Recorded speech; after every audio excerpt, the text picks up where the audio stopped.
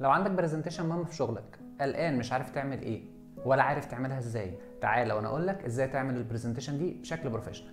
اي وظيفه بنشتغلها بتتعرض فيها احيانا لموقف بيجبرك على ان انت تعرض فكره معينه موجوده عندك. مهم جدا ان انت تركز في طريقه عرضك للفكره دي، طريقه طرح الفكره. زي ما الفكره ممكن تكون قويه واتراكتيف ومهمه قوي، مهم جدا تركز في طريقه عرضك للفكره دي. اي فكره ممكن تتقبل او تترفض، ودي حاجه لازم تكون مقتنع بيها، بس مهم جدا تكون انت عملت اللي عليك عشان تعرض فكرتك. واهم حاجه تعرض فكرتك بشكل صح. عشان تعرض فكرتك بشكل صح لازم تمشي على المانيوال ده. اول حاجه وانت بتعرض الفكره بتاعتك لازم تبقى عارف ايه هي فكرتك، ايه الهدف من ورا الفكره دي، اسباب شعورك بان الفكره دي مهمه جدا، النتائج اللي هتعود على المكان اللي انت موجود فيه من تنفيذ الفكره دي.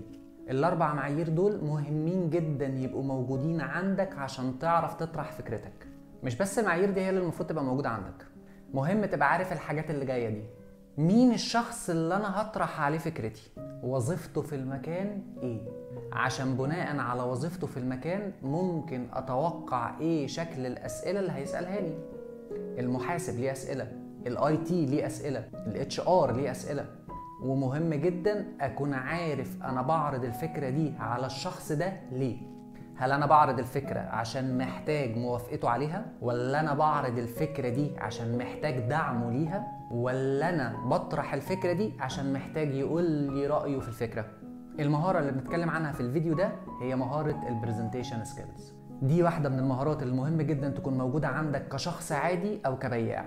والبياع هو الشخص اللي بيعمل البرزنتيشن بطريقه بروفيشنال. عشان كده دايما بنكرر وبنقول ان مهارات البيع مش لازم تبقى عند البياع بس مهم جدا كبياع عشان يتقال عليك بياع بروفيشنال تبقى عندك بروفيشنال برزنتيشن سكيلز. البياع البروبلم سولفر اللي بيحل المشاكل للعميل عشان يعرف يقنع العميل بالحل اللي هو بيقدمه له، لازم يعمل بروفيشنال برزنتيشن، عشان البروفيشنال برزنتيشن دي هي اللي هتقنع العميل. لو عايزين تعرفوا ايه هي معايير البروفيشنال برزنتيشن اللي المفروض البياع يعملها، تابعونا اكتر. الفترة اللي جاية هننزل فيديوهات ليها علاقة بالموضوع ده.